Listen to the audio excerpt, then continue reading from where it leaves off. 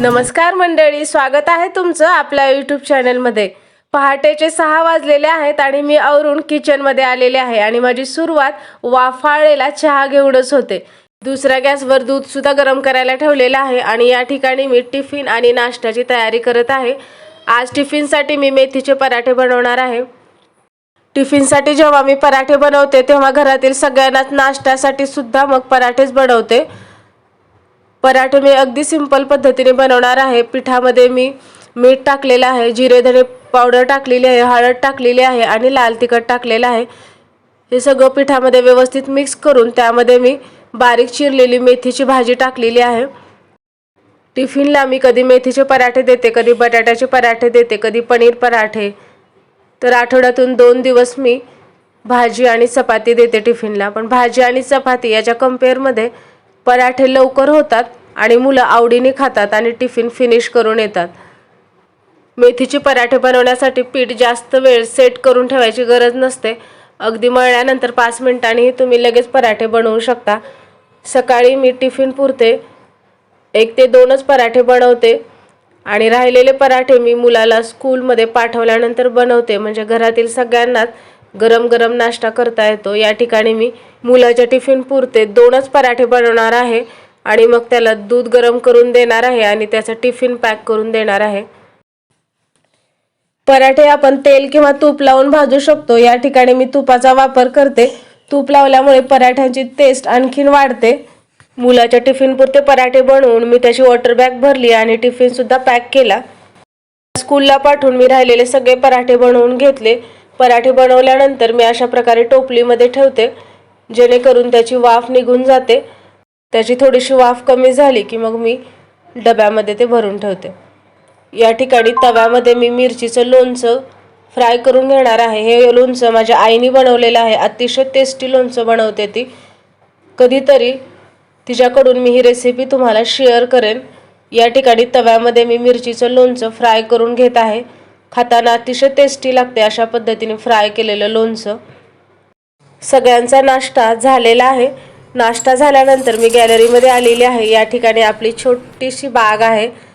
तर झाडांना मी काल पाणी घातलं होतं। हिवाळ्यामध्ये अल्टरनेट डे मी झाडांना पाणी देते किंवा ज्या झाडाला गरज असेल त्यानुसार मी पाणी देते। तर आज सगळ्या झाडांमध्ये ओल आहे, त्यामुळे आज पाणी देण्याची आवश्यकता नाही। सकाळी नाश्ता झाल्यानंतर आणि लंच प्रिपेअर करायच्या आधी मी थोडा टाइम झाडांना देते।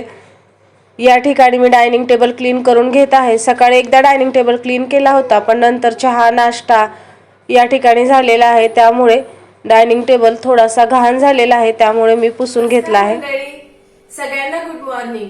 सकाळचा टिफिन बनवून झालेला आहे, नाश्ता झालेला आहे, क्लिनिंगची कामे सुद्धा झालेली आहेत। आता मी लंच प्रिपेअर करणार आहे। आज लंचसाठी मी एक पातळ भाजी आणि एक सुकी भाजी बनवणार आहे। दोन्ही रेसिपी मी तुमच्याशी शेअर करणार आहे। या ठिकाणी मी भोपळा कट करून घेतला आहे। भोपळ्याची आपण सुकी भाजी बनवणार आहोत। अतिशय साध्या सोप्या पद्धतीने पाण्याचा एकही थेंब वापर न करता भोपळ्याची भाजी मी बनवते। ही रेसिपी मी या चॅनलवरती याआधी शेअर केलेली आहे, तुम्ही चॅनलवरती जाऊन ती पाहू शकता। या ठिकाणी तेल गरम झाल्यानंतर मी त्यामध्ये जिरे मोहरी टाकली, अद्रक लसूणची पेस्ट टाकलेली आहे आणि त्यामध्ये आता मी चिमूटभर हिंग टाकलेले आहे। यामध्ये मी भोपळ्याच्या फोडी टाकून घेत आहे। सुरुवातीला भोपळा अशा पद्धतीने व्यवस्थित तेलामध्ये परतून घेतला की आपली भाजी सुद्धा चविष्ट होते आणि भोपळा शिजायला सुद्धा अजिबात वेळ लागत नाही। अगदी 5 मिनिटांमध्ये ही भोपळ्याची भाजी तयार होते। भोपळ्याची भाजी खाणे हे आरोग्याच्या दृष्टीने अतिशय फायदेशीर असते।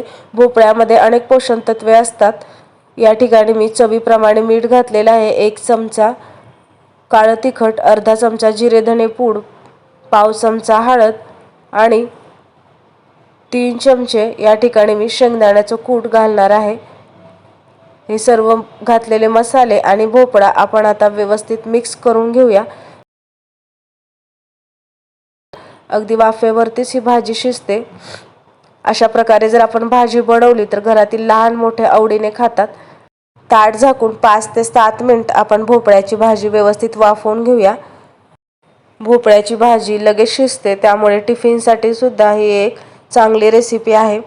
अशा प्रकारे जर आपण भोपळ्याची भाजी बनवली तर घरातील लहान मोठे सुद्धा आवडीने खातात।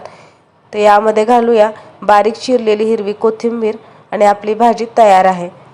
या ठिकाणी एका साईडला भाजी तर एका साईडला मी मूग डाळ आणि भाताचा कुकर सुद्धा लावला होता। आज आपण मूग डाळीची चविष्ट अशी आमटी बनवणार आहोत।